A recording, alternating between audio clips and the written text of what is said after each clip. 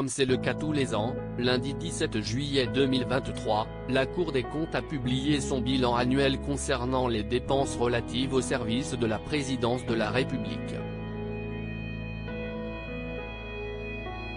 Le budget de la Première Dame, à savoir Brigitte Macron, pour l'année 2022, a également été dévoilé.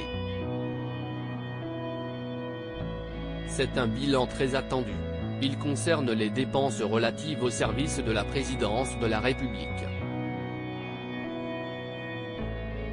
Ainsi, le 17 juillet 2023, la Cour des comptes a publié son bilan annuel concernant l'année 2022.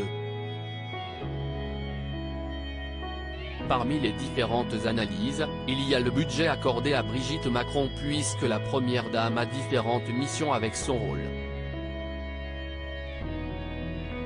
Représenter la France aux côtés du chef de l'État lors des sommets et réunions internationales, répondre aux sollicitations des Français qui souhaitent la rencontrer, superviser les réceptions officielles au palais de l'Élysée et soutenir des œuvres caritatives, culturelles ou sociales qui participent au rayonnement international de la France, rapporte ainsi la Cour des comptes.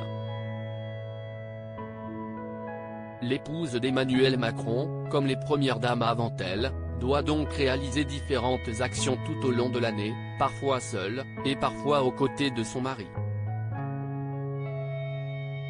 Selon la Cour des comptes, en 2022, elle a réalisé pas moins de 16 déplacements dans l'Hexagone sans le chef de l'État.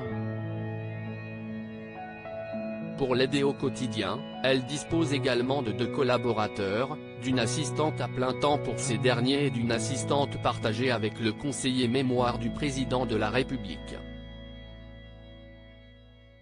Pour rémunérer ces personnes et assurer toutes ces fonctions, le budget alloué à Brigitte Macron en 2022 s'est élevé à 315 808 €.